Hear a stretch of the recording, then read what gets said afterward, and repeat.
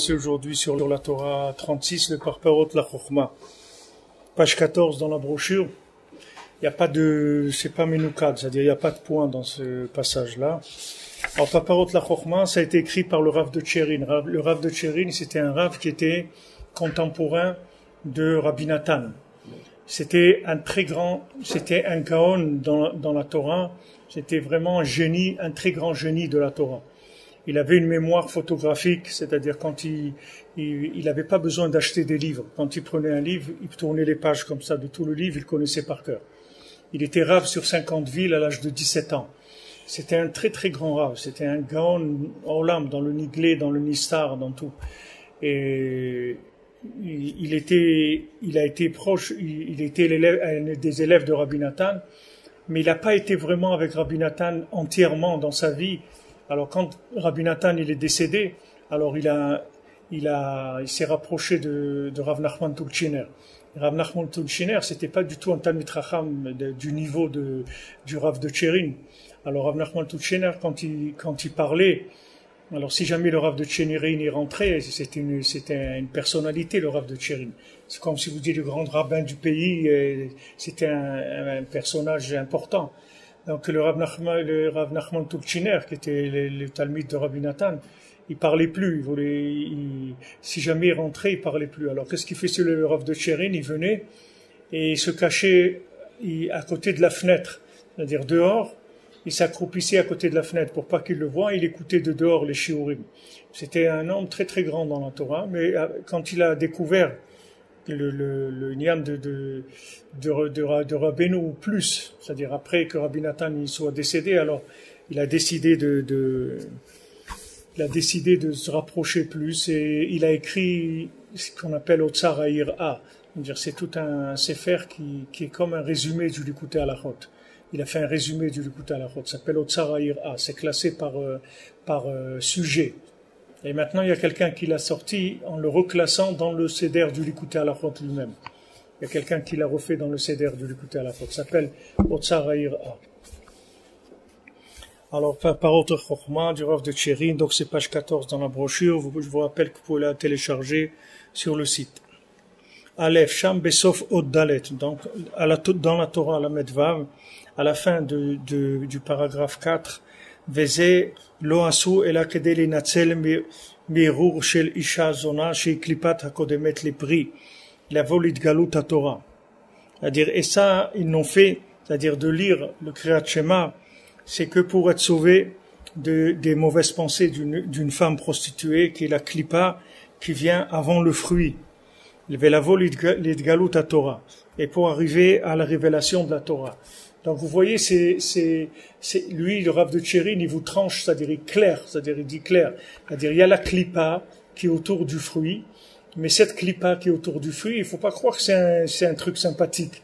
Cette klipa autour du fruit, c'est une femme prostituée. Pourquoi c'est une femme prostituée? Ça veut dire qu'elle a tendance à donner l'interprétation complètement erronée de la Torah. C'est-à-dire celui qui va se baser sur ça, il va avoir l'explication de la Torah complètement erronée. C'est-à-dire, il ne saura pas du tout quelle est la Torah. Il n'a pas de galout de la Torah. Il n'a pas de révélation de la Torah. C'est ce qu'il dit dans les mots. Shehi klipa akodemet lapri, velavo litgalot Torah. Donc, ils ont fait schéma pour pouvoir dépasser le niam des pensées avec cette mauvaise femme-là, qui est la klipa qui vient avant le fruit. Et afin de pouvoir arriver donc au fruit lui-même, qui est la révélation de la Torah. Alors il dit, le Rav de Tcherin, Nira le aniut da'ati. Et il me semble, à mon humble avis, she'efshar sherimez lanu Rabbeinu Zal sod ma she'hidgaru az Balak im Bilam be'Israël. Que Rabbeinu, il nous fait allusion ici au secret de la raison pourquoi, à ce moment-là, dans la Torah, Balak et Bilam, ils ont attaqué le Ham Israël tellement, kolkar. Pourquoi ils en ont tellement voulu au Ham Israël? Pourquoi ils en ont tellement voulu? Comme aujourd'hui, voilà, on a des gens. Pourquoi nous en veulent tellement? Qu'est-ce qu'ils ont? Qu'est-ce qu'il y a tellement de haine, tellement dans le monde entier, tout? Qu'est-ce qu'il y a? Pourquoi il y a tellement de haine comme ça? Bifrat, Mashid Garou Bahem Benot Moab. Et particulièrement quand ils les ont attaqués en envoyant les filles de Moab. Zaya prinat klipat akodemet lapri. Ça, c'était la klipa qui venait avant le fruit. Comme on voit, be'od alef bet, shekodem shebaim litgalut batora, ve'avodat tzrichim litztaref tchila behagalut shel tavotehem u'midotehem, u'klaliutam hu tavot niuv. Comme c'est écrit dans le passage Aleph et Bet, dans la Torah 36, qu'avant d'arriver à une révélation de la Torah et de Avoda, c'est-à-dire commencer vers Hachem, on doit d'abord passer par des épreuves dans la galoute, dans l'exil des ta'avot et des mauvaises midot des nations. Donc le principe général, c'est-à-dire la généralité de toutes les ta'avot, de toutes les nations, ça se trouve dans la ta'ava de la débauche des femmes. Et à ce moment-là, on doit crier 70 voix. Pour casser la klipa qui vient avant le fruit. Et après, on va être zoché de la révélation de la Torah. Alken Bekan. Donc ici, quand ils sont arrivés à Aravot Moab, quand ils sont arrivés dans les plaines de Moab, qu'ils devaient arriver là-bas à la révélation de la Torah. C'est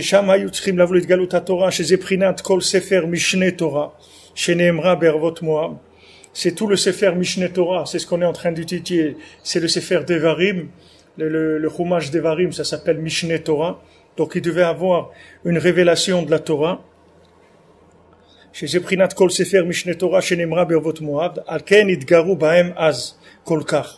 pour ça qu'ils les ont tellement attaqués à ce moment-là. Pour qu'ils cassent avec ça la klipa qui vient avant le fruit, et qu'ils arrivent à Idgalut à Torah. Donc ici, le chidouche qu'il amène ici, le Rav de Tchéri, l'explication qu'il donne, lui, ce qu'il veut dire, c'est que maintenant, voilà, ils arrivent maintenant à une révélation de la Torah. Les Maaseh, le Sefer Dvarim, c'est une répétition de la Torah, c'est Mishneh Torah. Mais dans ce Mishneh Torah, les Maaseh, c'est une Torah c'est la Torah en moussar, si on veut. C'est la Torah en morale. C'est-à-dire, c'est Moshe Rabbeinu qui vient et qui dit, bon, venez, on va faire un petit bilan. Comme on parlait ce matin du bilan dans la Hitbo des doutes et tout. Alors il dit, bon, venez, on va faire un bilan. On va voir qu'est-ce que vous avez fait. Alors voilà, vous avez fait ça, et après Hachem vous a donné ça, vous avez continué à faire ça, vous avez fait le veau d'or, vous avez pleuré pour l'eau, vous avez, à cause de vous, voilà, j'ai frappé le rocher, je rentre pas en Eretz Israël, il leur a sorti tout, mais cette fois-ci, c'est pas une histoire. Cette fois-ci, il est en train de leur parler de leur histoire, c'est pas une histoire de la Torah. Maintenant, il est en train de prendre chacun et de lui tirer les oreilles. Il est en train de le mettre en place à chacun. Ça, c'est une idgalou de la Torah. Parce que maintenant, quand je me sens concerné par la Torah, quand je dis, ouais, bon, ben, ils ont fait le veau d'or, quand même, ils auraient pas dû et tout. Maintenant, si quelqu'un vient, il me tire les oreilles, il me montre que moi je suis en train de faire le veau d'or, alors je vais arrêter, je vais plus comprendre la Torah de la même manière. Parce qu'avant, je croyais que c'était les autres qui faisaient le veau d'or. Maintenant, je rends compte que moi, je fais le veau d'or aussi, alors je vais plus parler de la même façon. Ça, c'est Idgalut à Torah, c'est-à-dire, c'est une deuxième, Sefer Dvarim, les Maaseh, ça vient reprendre toute la Torah, mais d'une façon beaucoup plus directe, beaucoup plus, ça concerne chacun, c'est-à-dire, là, chacun, il s'est senti concerné par l'histoire. Parce que quand on dit, bon, voilà, tous, ils ont voulu retourner, en Égypte, etc., c'est des trucs qui sont flous, un peu, comme ça. Mais quand on t'attrape et on te montre que c'est toi-même qui est concerné par ça, comme Rabbeinu dit dans la Torah Samer Zayin, la Torah où il parle là-bas du Chorban Bet Hamikdash, que le tzaddik, il est caché du monde. Alors, Rabbeinu, il parle là-bas du Nyan il faut chercher à révéler la splendeur du tzaddik, le nom du tzaddik, c'est le nom d'Hachem Mamash. Et quand on révèle le tzaddik, on trouve Hachem, parce que le tzaddik, c'est une révélation d'Hachem. Et il dit là-bas, maintenant qu'il y a eu le Chorban Bet Hamikdash, il y a eu ce qu'il y a eu. Maintenant, il faut faire attention, se lever à Chatzot pour se lamenter sur la destruction du temple, parce que peut-être c'est lui qui était là-bas à l'époque du temple et qui a participé à la destruction du temple. Et si il n'était pas là-bas, peut-être maintenant aujourd'hui, c'est lui qui fait partie des gens qui empêchent la reconstruction du temple. Alors ça aussi, si vous demandez à n'importe qui dans la rue, vous lui dites mais toi tu participes à la reconstruction du temple ou à la destruction du temple? Il va pas vous dire qu'il participe à la destruction du temple. Tout le monde va vous dire mais moi je fais rien de mal, j'ai rien fait quoi. Des fois bon c'est vrai, des fois j'ai crié un peu ou des trucs, mais c'est tout, mais c'est pas avec ça que. Mais si on lui montre que il fait partie de l'équipe qui empêche la reconstruction du Beth Amikdash, il va pas avoir du tout la même attitude. Pas du tout. Il va changer complètement. Ça s'appelle Idgalut HaTorah. Parce que Idgalut HaTorah, ça veut dire que maintenant, il y a un lien qui s'est fait entre lui et la Torah. C'est-à-dire, il est concerné par les paroles de la Torah. C'est plus une science. C'est-à-dire, avant, pour lui, c'était une science. C'est la science des Juifs. C'est l'histoire des Juifs. Mais c'est pas l'histoire des Juifs, c'est l'histoire du monde. C'est pas l'histoire des Juifs. Si les gens, ils savaient que c'est l'histoire du monde, alors ils vivraient de façon différente. Mais les gens, ils croient que c'est l'histoire des Juifs. Ah oui, c'est écrit dans la Bible, c'est écrit. Qu'est-ce que ça veut dire c'est écrit? C'est écrit maintenant. On a vu tout à l'heure dans le Chot Megillah. Il peut dire Mordechai Yashav. Mordechai il s'est assis. C'est écrit Mordechai Yoshev. Mordechai il est assis maintenant. Si quelqu'un il lit Mordechai Yashav, il s'est assis une fois, il n'est pas yotze de la Megillah. Il faut qu'ils disent Mordechai Yoshev, c'est comme ça que c'est écrit dans la Megillah. Et Mordechai, maintenant, il est assis, maintenant, pas une fois il a été assis. Comme c'est écrit que la Megillah, celui qui la lit les Mafréa, il n'est pas Yotze. Celui qui lit la Megillah à l'envers, alors il n'est pas Yotze. Alors il y en a qui disent, qu'est-ce que ça veut dire qu'il lit la Megillah à l'envers? C'est-à-dire, il a lu de la fin au début, c'est-à-dire il a lu comme une histoire qu'il y a eu un jour.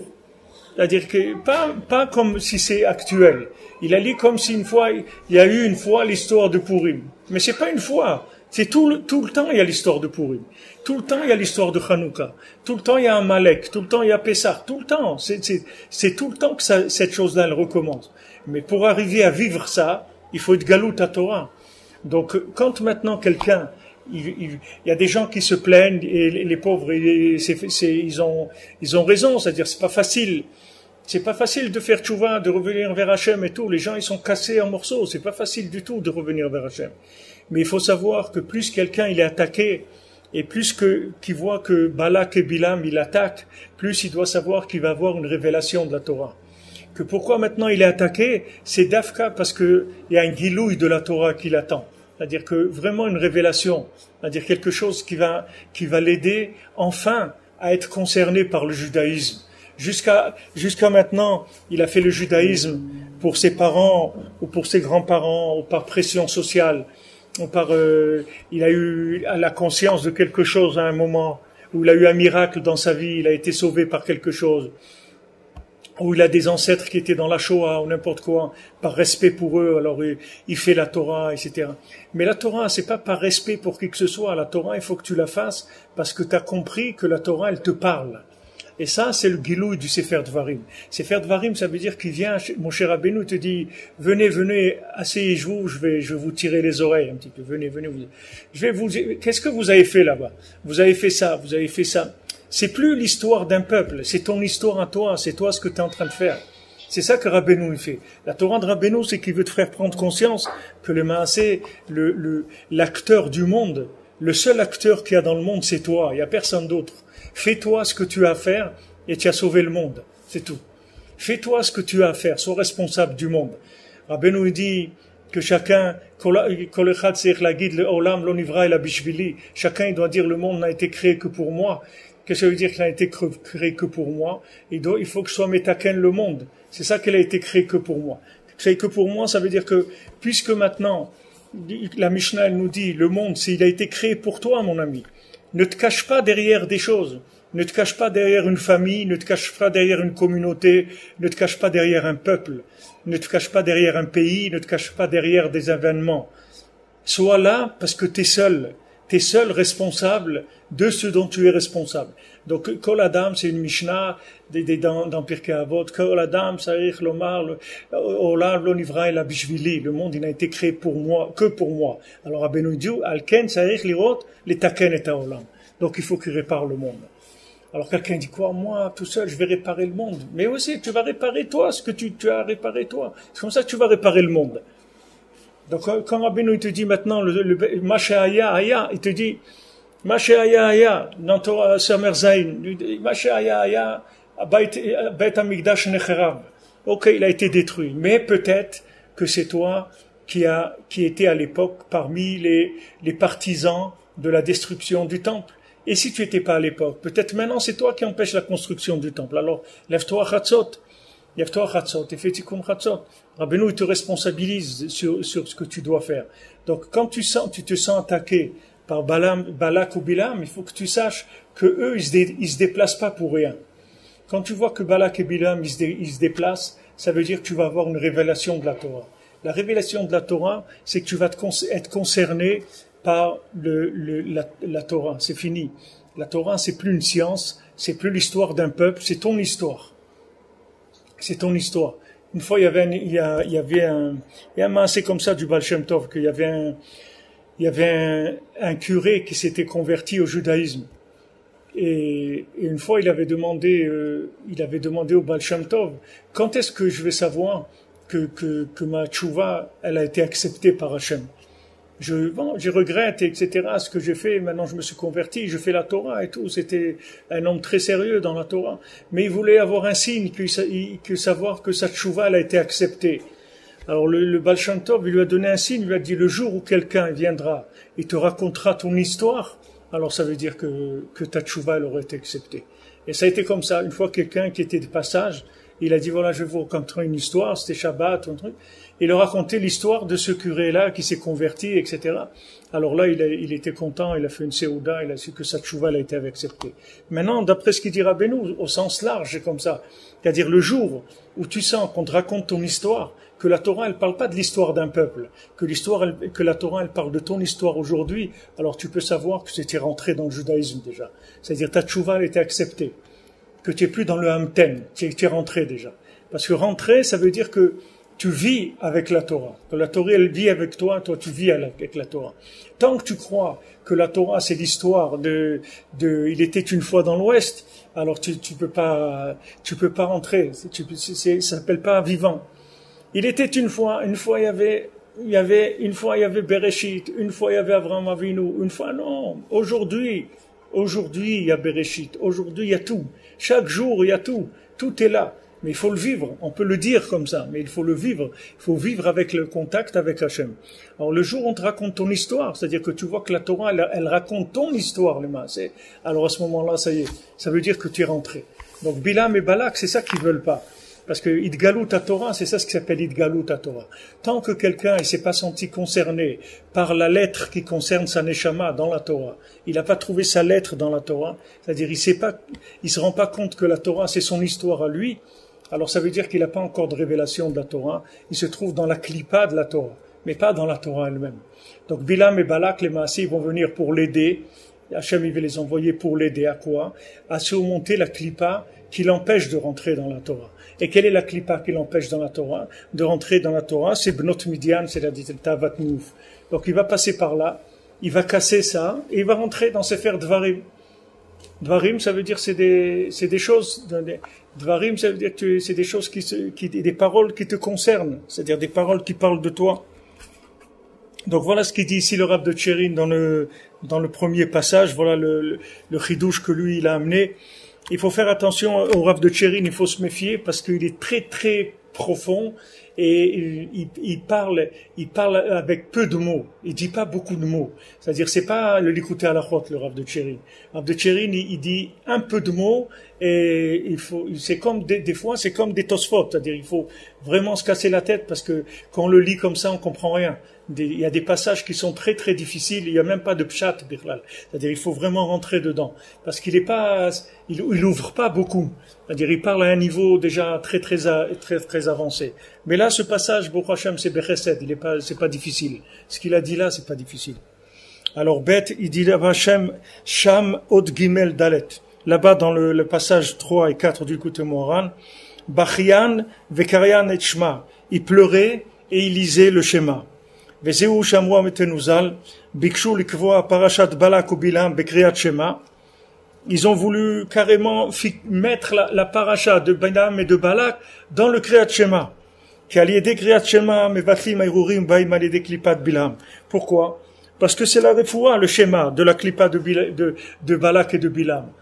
C'est la refoua de Balak et Bilam, c'est le Kriyat Shema.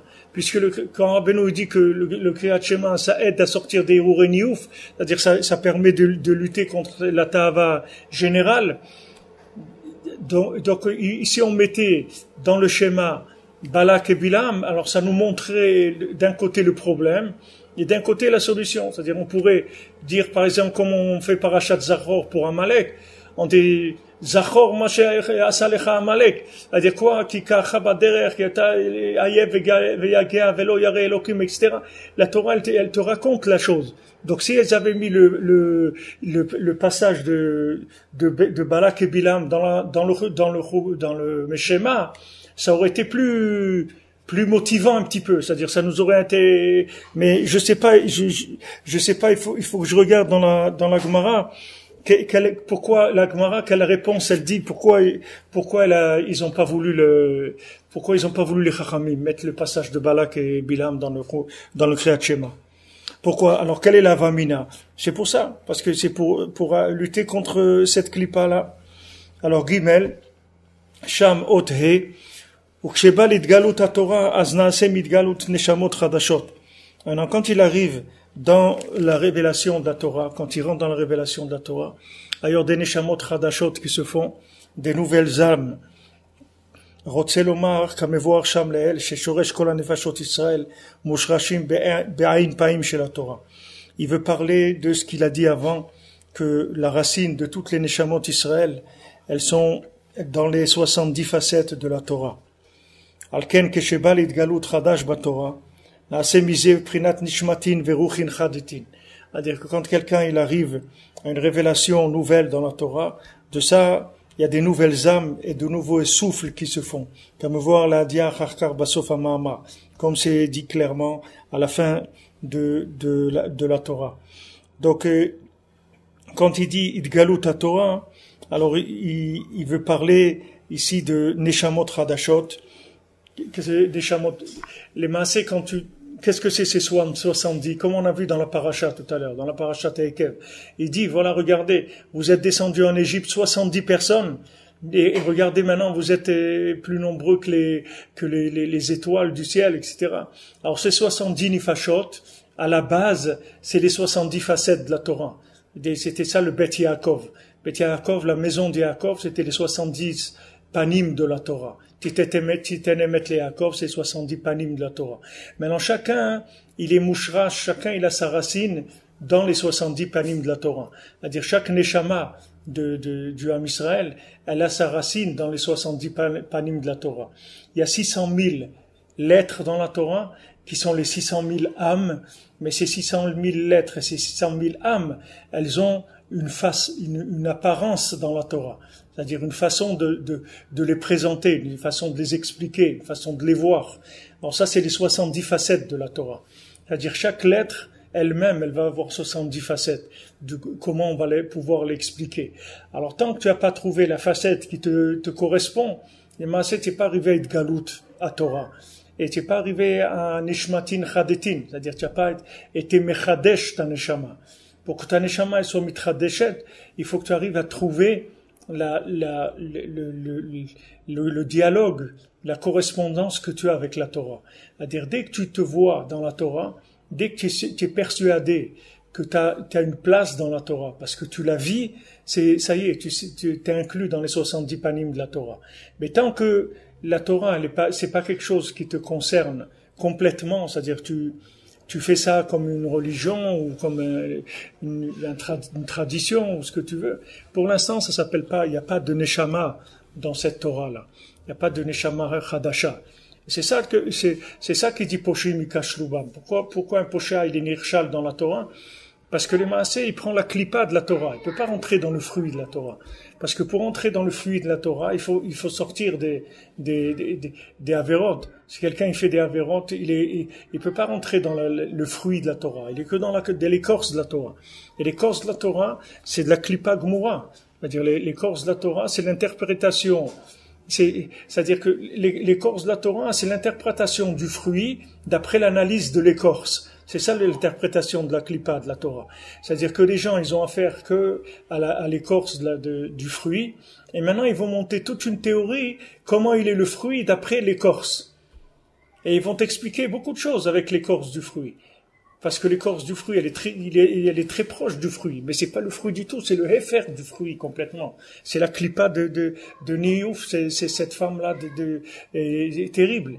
C'est elle la clipa. Donc, celui qui rentre comme pochéa dans la Torah, il va avoir des explications d'après son sechel dans la Torah, après que ce que lui comprend, il va avoir que des interprétations catastrophiques.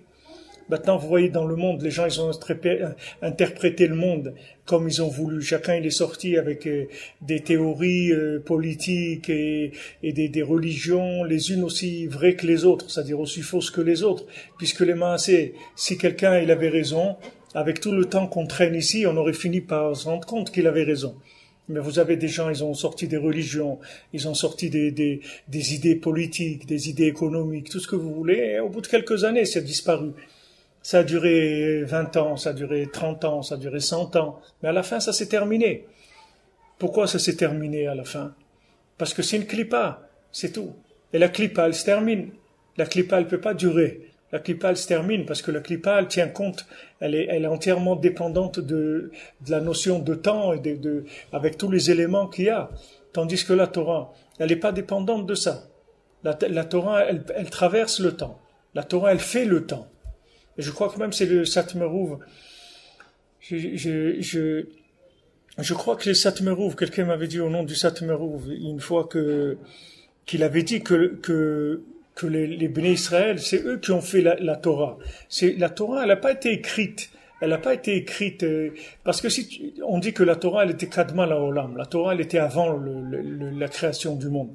Donc c'est qui a écrit dans la Torah qu'ils ont voyagé de Ramsès à Allah. Alors c'est-à-dire ça y est, l'histoire elle est déjà écrite. Alors le Satmerouv il dit non, que la Torah elle s'écrit avec la vie du Ham Israël. C'est pas la Torah elle est pas préécrite. La Torah, elle s'est écrite avec la vie du Ham Israël. C'est-à-dire la Torah qu'il y avait avant la création du monde, c'était une histoire qui pouvait être une autre histoire. C'est-à-dire c'est pas une histoire qui était figée, c'était une histoire qui pouvait en être une autre. C'est comme le Sipurim Maasiyot. Quand vous lisez le Sipurim Maasiyot, il y a beaucoup d'histoires dans le Sipurim Maasiyot. C'est pas que l'histoire elle-même. Quand Rabbeinu il parle du Chacham et du Tam, c'est pas du Chacham et du Tam, il parle de beaucoup de choses. Mais maintenant ça a pris un vêtement comme ça. Mais ça peut prendre un autre vêtement, qu'au lieu de l'appeler Chacham et Tam, on va l'appeler d'une autre façon. On va l'appeler le joyeux, le triste, on va l'appeler on peut donner beaucoup d'autres interprétations et l'écrire, et c'est toujours la même histoire, les maasé. Mais elle est pas, les vêtements qu'on utilise, c'est pas les mêmes. Alors, notre Torah, c'est pareil, c'est-à-dire, c'est nous qui la faisons, la Torah. C'est normal que vous voyez, les gens, ils cherchent dans la Torah, ils voient par exemple ce qu'on a dit tout à l'heure, les enfants de Haman, ils voient que tous les enfants d'Haman, ils sont dans la Torah, il y a tout un truc, ça avec le procès de Nuremberg, ils ont fait une étude comme ça, des chiffres et avec les lignanim de la Torah. Pourquoi? Parce que notre vie, elle écrit la Torah. C'est pas que notre vie, elle est déjà prévue dans la Torah. C'est que notre vie, elle écrit la Torah. Et après, vous allez trouver dans la Torah ce que vous avez vécu, parce que vous l'avez écrite, la Torah. La Torah, elle s'écrit avec la vie de chacun du Ham Israël, il écrit la Torah. Il subit pas quelque chose qui a déjà été écrit. C'est lui qui va écrire. Et Rabbeinu dit que si la Torah, elle avait été écrite dans l'ordre, la Torah, elle n'est pas dans l'ordre. Mais si elle avait été mise, si quelqu'un, il savait la mettre dans l'ordre, alors il verrait tout ce qui se passe dans le monde, il verrait dans la Torah. Parce qu'elle est écrite en désordre, c'est pour ça qu'on voit pas. Mais si tu sais la mettre en ordre, alors tu peux voir en même temps tout ce qui se passe dans la Torah. Voilà, Rabbi Nathan, il dit, un des Inyan qui m'a poussé, il m'a rasé côté pour faire la paracha avec Rashi, c'est que Rabbi Nathan, il dit que tout ce que tu vis dans la semaine, ça vient de la paracha. C'est-à-dire que dans la paracha, tu vas voir ce que tu vis. C'est lié. Il y a pas, la paracha, c'est pas l'histoire. C'est pas une histoire. C'est l'histoire d'aujourd'hui. C'est pas une histoire. C'est-à-dire, ta vie, elle a un rapport 100% avec la paracha. Comme le mizmor du jour, quand tu fais Ayom, Yom, Shlishi, Shabbat, ce mizmor-là aussi, c'est le mizmor de ce jour, aujourd'hui. C'est pas une fois le mardi d'une fois. C'est aujourd'hui, tout le temps. Ça s'appelle Idgalut Torah. Pour arriver à ça, il faut casser la clipa. Donc, cette clipa, elle vient pour nous empêcher de rentrer là-dedans. Alors, il dit que, quand tu reçois maintenant ce contact, alors tu reçois une Neshama Chadasha. Neshama Chadasha, ça y est, tu vas vivre déjà différemment.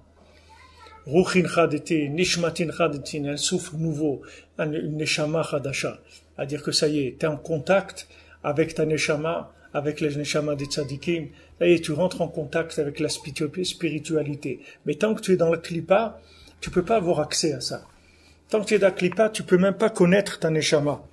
C'est pour ça que les Maasé aussi, ça joue beaucoup. Comme on avait vu au début, avec le Nyan de Isha Kshera, que une femme Kshera, c'est l'opposé de cette Klippa-là. C'est-à-dire que quand tu as le mérite d'avoir une femme Kshera, alors cette femme Kshera, c'est elle qui va lutter contre cette écorce-là, pour te permettre de rentrer dans la Torah, le Maasé. Alors que tant que quelqu'un, il n'est pas marié, alors il n'a pas comment lutter avec cette Klippa. Il peut pas lutter contre cette Klippa-là. Parce que les Maasé, quand quelqu'un il est pas marié, c'est pas qu'il est pas marié, il est marié avec cette Klippa-là. Parce qu'il y a personne qui est pas marié dans le monde. Ça veut dire il y a personne qui interprète pas sa vie et la vie. Il y a personne qui vit sans cerveau, sans pensée, sans rien du tout. Chacun il a une façon de voir la vie. Ben, cette façon de voir la vie, il peut la voir, soit vue et interprétée par cette Klippa-là, soit vue et interprétée par une femme Kshera. Maintenant, vu, interprété par une femme Kshera, c'est Nishmatin Chadetin. Il reçoit Nishmatin Chadetin. C'est pour ça qu'elle lui donne des enfants. Qu'est-ce que c'est ces enfants? C'est des Nishmatin Chadetin. C'est des nouvelles Neshamot. C'est ses enfants, mais c'est de nouvelles Neshamot. Ça veut dire, tu vois bien que ça donne des êtres qui n'étaient pas là avant. Où ils étaient avant toi? Ils n'étaient pas là. Voilà, maintenant ils sont là. D'où ils viennent? C'est des Neshamot Chadashot. Qui est-ce qui a enfanté ces Neshamot Chadashot? C'est la Isha Kshera. C'est elle qui a enfanté ces Neshamot Chadashot. C'est elle Bikar. Puisque la tipa de l'homme, si elle n'était pas dans une femme Kshera, ça donnerait pas une Neshama Chadasha. Le fait que maintenant c'est dans une femme Isha Kshera, c'est ça qui donne Neshama Chadasha. Alors ça, ça travaille au même niveau, c'est-à-dire quand on parle de Eshet Ra'il, Meyim Tza, etc. C'est sûr qu'on parle de la Torah. Mais Mechak Tavilachma, elle amène son pain de loin. Ça, c'est une expression dans la Gemara elle-même. La Gemara elle-même parle de ça. La Gemara elle-même dit Mechak Tavilachma. C'est une expression dans la Gemara. Quand on va chercher une preuve dans un endroit très éloigné, alors la Gemara elle dit pourquoi Mechak Tavilachma, c'est-à-dire pourquoi tu vas chercher tellement loin. Voilà, ici il y a ça et ça. C'est une expression parce que c'est la Torah. C'est-à-dire Eshet Ra'il, c'est la Torah elle-même. Et une Eshet Ra'il, c'est elle qui te permet de rentrer dans le fruit de la Torah, c'est-à-dire de te permettre de rentrer en contact avec la réalité de la Torah sur le terrain. Tant que maintenant quelqu'un il est pas marié avec une Kshera, alors il connaît pas la réalité de la Torah dans le vécu. Il sait pas ce que ça veut dire. Pour lui, la Torah c'est une science. Tant que quelqu'un il a pas ça, il a pas Me'im Tza, il sait pas ce que c'est la Torah, Bichlal. C'est-à-dire, il connaît une science, il peut même être baki dans la Torah, il peut connaître par cœur de la Torah et tout, mais il est incapable de vivre dans l'ashgacha pratique, c'est-à-dire de voir Hachem dans chaque pas. Ça, il peut pas. Pour ça, il faut quelqu'un qui l'aide à dépasser cette clipa-là. Cette clipa qui empêche de rentrer justement dans la réalité de la Torah. Alors, cette Isha Kshera, Rabbeinu, il le dit, on l'avait vu au début de la Torah, Isha Yirat Hashem, c'est elle qui lutte. Sarah, c'est elle qui lutte contre la Shifra Bisha. C'est Sarah qui est la maîtresse de maison. Elle lutte contre cette clipa-là. Parce que elle veut amener son mari au Gilou de la Torah. C'est pour ça qu'elle est venue dans le monde. Une femme, elle est venue dans le monde pour ça, pour arriver à amener son mari au Gilou de la Torah, c'est-à-dire à manger le fruit. Et à ce moment-là, quand le mari se nourrit du fruit de la Torah, à ce moment-là, ça commence les naissances de Nishmatin Veruchin Chadetin. Alors Dalet, il dit Sham Od Vav. Donc dans la Torah, dans la lettre Vav de la Torah, Hine Berech, alors, Barer, il y a Berech et Berach. Alors, Berach, la karti bekamatz. Alors, on dit Berach avec kamatz. Parce que Berach, c'est quelque, Hushem davar shel bracha. C'est quelque chose qui vient de bracha. C'est-à-dire, quand on emploie le mot, il y a Berech et Berach. Maintenant, Berech, c'est quand la chose, elle n'a pas pris la forme de la bracha. Mais quand elle a pris la forme de bracha, donc elle a le mot mamash bracha. Je vais juste revoir ici, comme Rabbeinu dit dans la Torah, il dit, c'est Odvav. Odvav.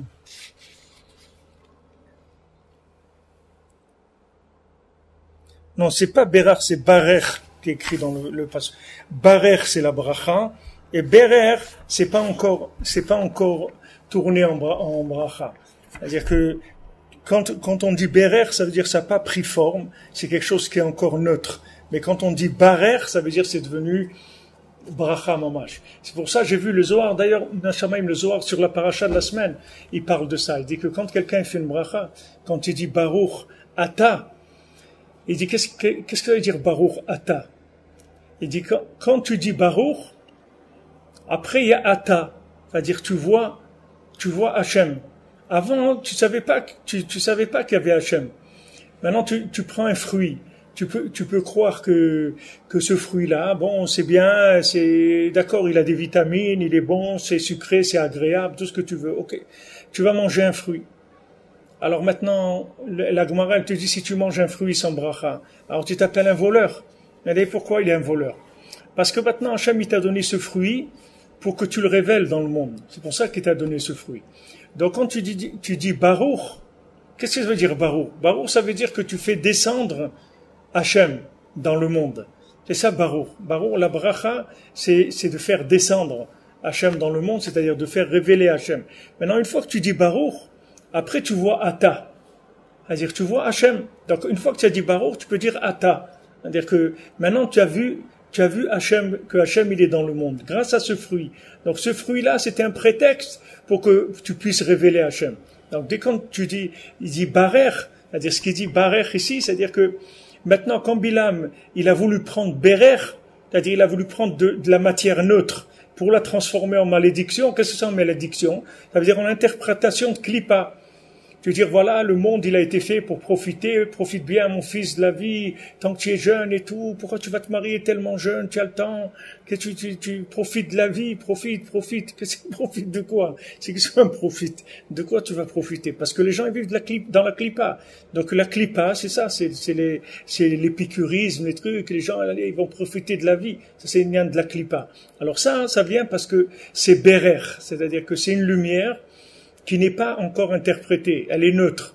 Donc tu peux l'interpréter comme tu veux, et comme il a dit, comme il a rapporté Rabbi Nathan, Rabbeinu il a dit dans la Torah, il a dit Me'era Hashem bebet Racha. C'est-à-dire qu'il y a la malédiction d'Hachem dans la maison du Racha. Pourquoi? Parce que comme la maison d'une Racha, c'est un Keli Pagoum, sa maison, c'est son Keli, il est Pagoum, c'est un Keli de Racha. Donc, Me'erat Hashem, c'est-à-dire que ce qui était avant Me'or Hashem, il a perdu le Vav. Le Vav, c'est le contact entre le haut et le bas. C'est-à-dire, il a coupé le Vav, il a coupé le lien entre le haut et le bas. Donc, au lieu que c'est Me'or, ça devient Me'era, c'est-à-dire ça devient malédiction.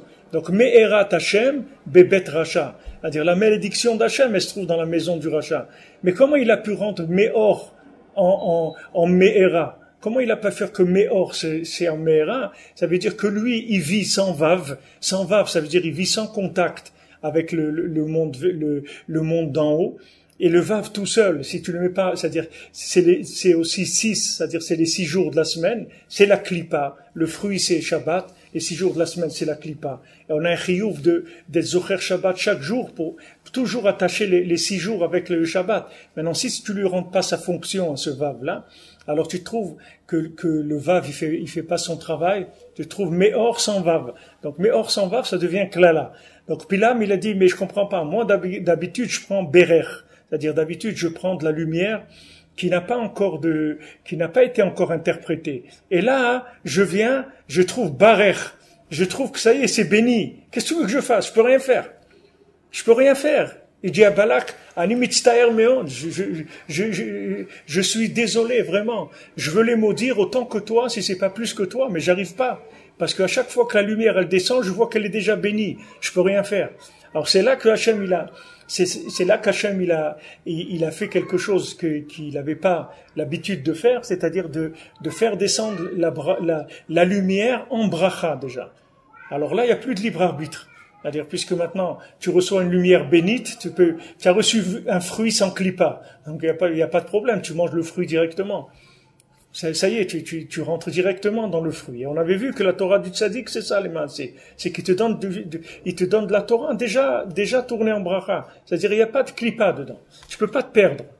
Il n'y a pas de clipa. Parce qu'il te donne des éléments qui sont déjà formés. Il te donne pas des trucs qui te dit, bon, maintenant, allez, débrouille-toi. Il te dit pas débrouille-toi. Il te dit au contraire, bouge pas de ce que je te dis. C'est pas débrouille-toi.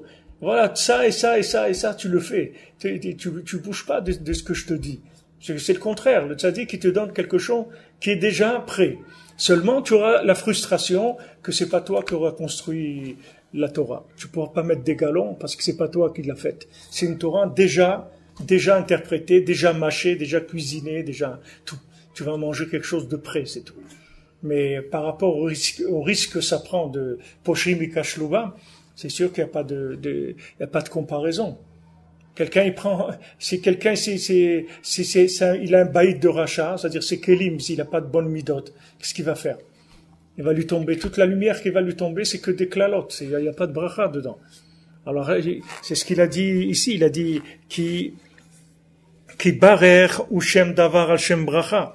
Parce que barer, c'est quelque chose qui est de bracha, de béni. Ou beshorcho, bevadai, akol beprinat bracha. Qui mi pe elion, lo tzetzi araot, chas v'shalom. Parce que d'en haut, be'emet, tout c'est beprinat bracha. C'est-à-dire que si tu prends la lumière neutre qui vient dans ce monde et tu montes dans les mondes supérieurs, cette lumière, elle est plus neutre. Cette lumière, elle est que tov. Si tu montes, tu sors de ce monde-là, tu montes par exemple dans Olam Hatzilut, il n'y a pas de ra. Le ra, elle n'existe pas là-bas. C'est que du tov. C'est-à-dire cette lumière, elle est déjà entièrement tov. Seulement quand elle descend vers ici, pour qu'il y ait des tzimtzumim qui puissent faire que l'homme il est la bechira et que le monde il puisse avancer, et que l'homme il puisse avoir aussi un srar dans ce qu'il fait, un salaire de sa vie. Alors Hachem, il amène une lumière qui devient neutre. À un moment, il la lâche et il la laisse être interprétée. C'est comme si quelqu'un il veut te faire un cadeau, il veut te faire un cadeau, alors maintenant il veut pas que tu le saches. Alors il veut pas s'il te laisse un chèque en son nom, alors, tu vas savoir que c'est lui qui t'a laissé le cadeau. Mais s'il te laisse un billet, alors tu sais pas, c'est tout, tu as un billet, tu sais pas qu'est-ce qui a donné ça. Hachem il envoie une matière neutre, elle n'est pas interprétée. Maintenant toi, selon tes kelim, tu vas interpréter cette lumière. Mais en haut, dans les mondes supérieurs, c'est que de la bracha. Il n'y a pas de malédiction. Ça n'existe pas. C'est que dans ce monde ici qu'il y a une malédiction. Parce que c'est l'homme qui maudit. C'est pas Hachem, chas v'shalom. Hachem, il maudit personne. Hachem, il envoie que de la lumière. Mais quand la personne elle-même, elle a un comportement négatif, alors toute la lumière, elle la tourne en malédiction. Chez Zeprinat, qui yesharim darke Hachem. Parce que les chemins d'Hachem, ils sont droits. Qui darke Hachem bevadai kulam yesharim unechochim. Parce que tous les chemins d'Hachem, ils sont droits, ils sont bien. Rak machmat she'aor hu azadain kamitz vesatim. Uniquement parce que la lumière, elle est encore cachée. Venitztayer les mata les flikliya mekablim. Et que en bas, elle est cachée, elle prend la forme des récipients de ceux qui reçoivent. Alken tzadikim yelchubam. C'est pour ça que les tzadikim, ils vont dans la lumière et les rechaïm, ils vont dans le contraire. Ils vont trébucher. Donc, ce qu'il ajoute comme précision ici, le Rav de Tchérin, Rabbeinu le dit dans la Torah, mais lui, il fait ressortir ici cette Nekuda, c'est qu'il dit que les maasés, c'est pas que la lumière, elle est neutre, c'est que la lumière, elle est cachée, c'est pas qu'elle est neutre. Parce que si tu voyais, dire lumière neutre, c'est pas clair comme notion. C'est que la lumière, elle est cachée. Alors maintenant, si tu veux, on va te laisser la possibilité d'interpréter ce qu'il y a à l'intérieur. Parce que la lumière, elle n'est pas révélée. Mais si la lumière, elle était révélée, tu verrais tout de suite le émet. La lumière, elle est cachée. Et selon comment tu vas interpréter, alors tu vas voir la lumière comme ci ou comme ça. Mais la lumière elle-même, elle est cachée, elle descend d'en haut cachée. C'est pas, si tu veux, neutre et caché, tu peux dire que ça, c'est quelque chose qui peut être proche, mais ça veut pas dire la même chose. Quand tu dis qu'elle est kamitz vesatim, ça veut dire qu'en marche, la lumière, elle est cachée. C'est-à-dire, tu peux pas savoir encore ce que c'est, tant que tu l'as pas mise dans un récipient. Dès qu'elle rentre dans un récipient, elle prend forme. Donc, tu mets dans un récipient positif, elle prend forme d'une bracha, mais dans un récipient négatif, elle prend la forme d'une klala. C'est pour ça que Bilam, lui, voulait dessiner la lumière selon son récipient à lui. Que son récipient à lui, c'est une malédiction. Quand il a vu qu'il pouvait pas, הבין כי תקף בשעת לקיחה שהיה עדיין האור בבחינת קמיץ וסתים, כבר היה גם כן אז בחינת ברכה. Alors il s'est rendu compte tout de suite que au moment même où il a pris la lumière d'en haut, quand la lumière elle était encore cachée et fermée, elle était déjà en bracha. Chez Brinat, hine barech la karti bekamat. C'est-à-dire il dit c'est quoi? D'habitude je prends toujours berech. Maintenant, j'ai pris barer, c'est-à-dire on m'a donné quelque chose déjà cuisiné. Maintenant, j'achète des choses à cuisiner. Mais ça, c'est déjà cuisiné. Je peux rien faire.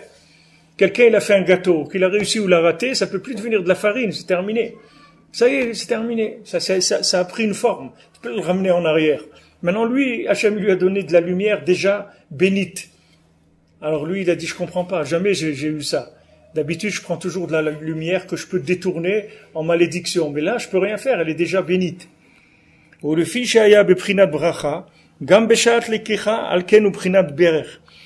Donc maintenant, puisque même au moment où il l'a prise, elle était déjà en bracha, alors il dit maintenant en birer, ça veut dire que il a béni. Chez Pirouchon, chez Akadosh Baruch Hu, be'atzmo birech et Israël. Ça veut dire que Hachem lui-même, il a béni le Ham Israël. Ki afal pi she'amar hakatuv, re'eh, anochi noten lifnechem bracha ou klala, lifnechem daika.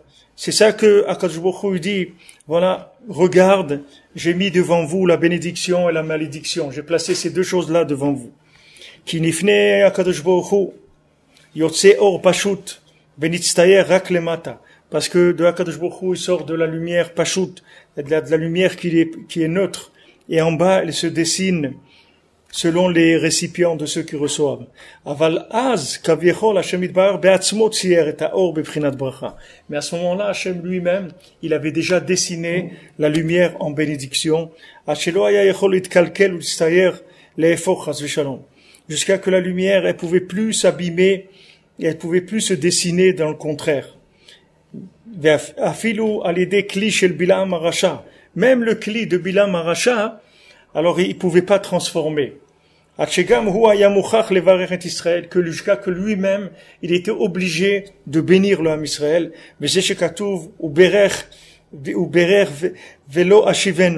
C'est-à-dire que il a pris une bracha et il pouvait plus la ramener, c'est-à-dire il pouvait plus la ramener en arrière. Il pouvait plus. Le Hashivenu, ça veut dire il peut plus ramener ça à l'état neutre pour pouvoir le détourner. Ça y est, c'est une matière déjà qui a pris forme. On peut plus la ramener à l'état de matière première et retourner dans la klala. C'est plus possible. Alors ça, c'est une malak d'Olaméod qu'il faut savoir. Même si j'ai des midot de Bilam, il existe une lumière qui vient bénite déjà. C'est-à-dire que même si je suis dans l'état spirituel, c'est-à-dire l'état de comportement que j'ai, même si je suis complètement cassé en morceaux, il faut savoir qu'il y a une Torah qui peut venir chez moi, comme chez des tzadikim, la même chose. Elle peut résider chez moi comme chez des tzadikim. La seule différence, c'est qu'elle va venir du tzadik, elle va pas venir de moi. C'est pas moi qui vais me lancer dans la Torah, moi je vais me lancer dans la Torah du tzadik, pour recevoir une Torah bénite. Et si on me propose, viens toi, faire de la sculpture, de la lumière, tu dis non, moi je suis pas un sculpteur du tout, non, laisse-moi tranquille, donne-moi du prêt à consommer. Moi je peux pas. Moi, je veux pas réfléchir, moi, je veux pas dessiner les choses, je veux rien faire. Moi, donne-moi du prêt à la consommation, c'est tout.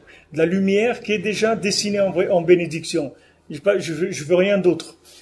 Et ça existe, Baruch Hashem. On voit dans ce lien de Bilam, c'est ça qui est arrivé. On voit que ça existe, que le tzaddik qui fait descendre une lumière qui est déjà tournée en bracha. Qu'il y a rien à interpréter dedans, il y a rien à dire. On peut pas faire du mal. Comme Rabbeinu l'a dit, il a dit, je vous ai rapproché. Il a dit, pourquoi je vous ai rapproché? Parce que vous aurez été les pires des mitnagdim. Il a dit ça une fois. Il a dit, vous aurez été les pires des opposants. C'est pour ça que je vous ai ramassé à vous en premier. Parce que comme une fois qu'il a ramené les gens, alors ces gens-là, ils peuvent plus travailler pour quelqu'un d'autre, puisqu'il leur a donné déjà une lumière bénite. Et sinon, ils auraient pu faire des révolutions dans le monde. Et une fois, alors après, Rabbeinu les a regardés, il leur a dit, sur moi, vous aurez été cholek, comme ça, en disant, vous avez pas honte, sur moi, vous aurez osé être cholek sur moi. Mais Rabbeinu, il savait que ces neshamot-là, c'était des neshamot, s'il leur donne pas tout de suite quelque chose de concret, bien, c'est des gens, ils vont faire des révolutions dans le monde. Il y a des jeunes comme ça, et que vous les voyez, dites celui-là, il faut le mettre tout de suite à travailler, qui se marie et tout, parce que celui-là, tu le laisses, il va faire du grabuge, il va faire des dégâts dans le monde. Alors vite, il faut lui mettre dans une forme déjà, parce que sinon, il pourra pas. Alors, c'est ce qui fait le tzaddik, qui te donne une lumière, déjà, elle est déjà faite. Avec ça, il t'a sorti de tous les autres choses. Même si tu es dans l'état où tu es, c'est pas grave. Au contraire, des fois, c'est parce que tu es dans cet état-là qui te donne ça. Parce que si tu avais une avamina, que tu pouvais pouvoir tourner la lumière en bracha, il te l'aurait donné de la lumière neutre. Mais il te donne cette lumière-là, qui a déjà été bénite d'en haut. Donc après, tu as que faire des applications, c'est tout, c'est pas difficile. He sham ubne pema lefi she'id alehem hakatuv ובשביל זה יעץ בלעם לבלק להכשילם בדבר ערווה כדי לקלקל כליהם. Maintenant que la Torah, elle a témoigné sur les Shvatim qui sont Kadosh, oui. La Torah, elle a dit, le Ham Israël, c'est un Ham Kadosh. Alors, on avait vu que il y avait les 12 tribus, on avait vu le nombre de mots aussi dans Shema et Baruch Shem, qui a 12 mots. On a vu les 49 lettres. Avec on avait vu les 12 bœufs qu'il avait mis Shlomo pour tenir ce mikvé des Kohanim. Là, il avait mis 12 bœufs qui tenaient tout ça. Rabbeinu nous l'avait parlé, que la Torah, elle témoigne sur le Ham Israël qui sont Kadosh.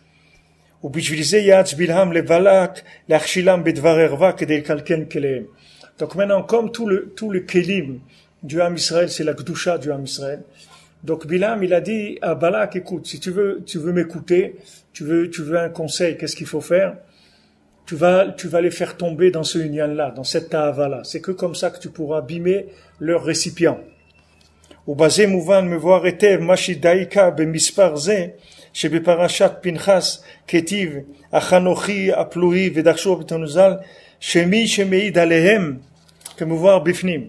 C'est-à-dire dans cette paracha-là de Pinchas, qu'il vient pour le tikkun. Pinchas, il est venu pour tikkun de Zimri ben Salou, il les a tués d'Afka que à ce moment qu'ils ont été pogem dans cette ta'ava-là et qu'ils ont fait tomber le Ham Israël dans les Bnot Midian.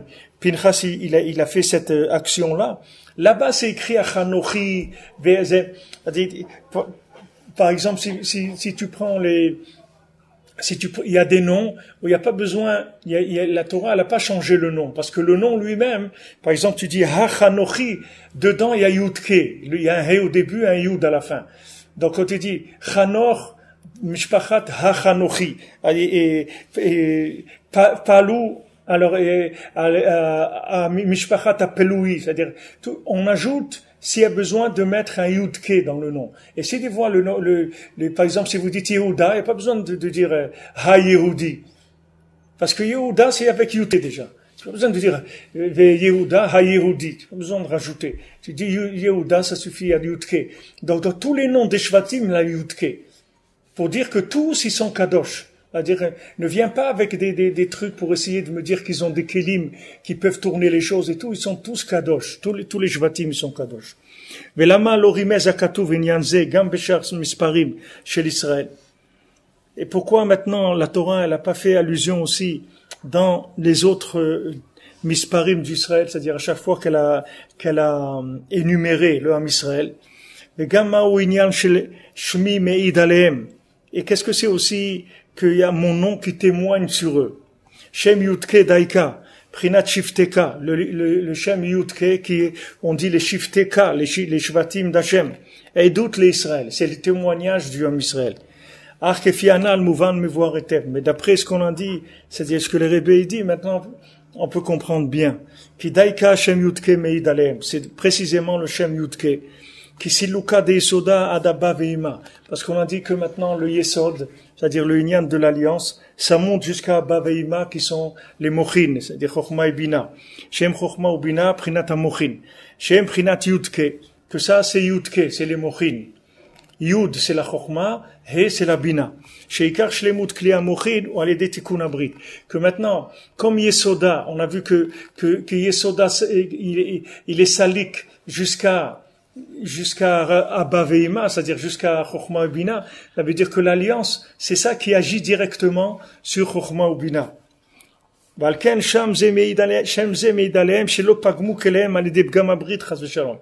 ce Shem-là, quand on ajoute Yudke dans le nom, ça veut dire que on témoigne qu'ils n'ont pas été pogem dans l'alliance. C'est pour ça que ici, précisément, dans cette paracha-là, parce que il demande, avant, il a demandé pourquoi dans les autres misparim, c'est-à-dire quand on a compté plusieurs fois dans la Torah, on a compté les shvatim, pourquoi il n'y a pas eu cette chose-là, c'est-à-dire qu'Hachem, il a pas dit avec le nom Yudke, chaque shevet. Pourquoi ici? Il dit, Davka ici, dans Parashat Pinchas, qu'il y a une des Benot Midian, ici Hachem, il dit, attention, c'est mon peuple, ils sont tous kadosh. Fais attention. Chacun, il descend de Yudke. Il n'y a pas de, je témoigne, mon nom, il témoigne sur eux. C'est-à-dire que tous, ils sont kadosh. Alken daika bekan ida katuv alehem al ze achar shaya inyan balak ubilam. Ki ze haya ikar inyan shel bilam rasha imach shemo sheratza lekalel et Israël chas v'shalom. Ça c'est l'ikar du inyan de Bilam à Rasha imach shemo, que lui voulait maudire le Ham Israël chas v'shalom. À l'idée chez Tsayer à or les fiprinat akli apagum shelo, en dessinant la lumière avec son récipient qui était tordu, qui était abîmé. Shaya meshuka meod betavat niouf, que lui il était beaucoup enfoui dans cette tahava-là, au bgam abrit, et dans le lien de l'alliance. Moshkatuv hasken iskanti, comme c'est écrit là-bas, ils ont été, et Ukbosh Darshur rapporté Nouzal dans Sanhedrin, il dit que il avait des rapports avec son ânesse. Et lui, il a cru, il dit, bon, avec tout ce qu'ils ont passé 210 ans en Égypte et tout, sûrement qu'ils ont dû là-bas, ils ont dû prendre le parfum du terroir, sûrement, avec le temps qu'ils ont passé là-bas.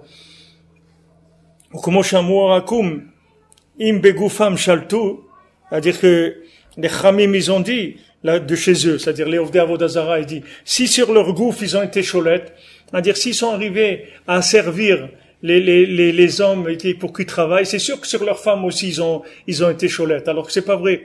Il n'y a pas eu de union comme ça en Égypte. Donc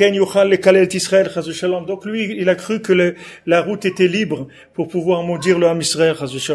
Velo abba Hashem elokecha lishmoa el Bilam. Et Hashem, lo abba Hashem elokecha lishmoa el Bilam. Hashem, il a pas écouté Bilam. Il a retourné la malédiction en bénédiction.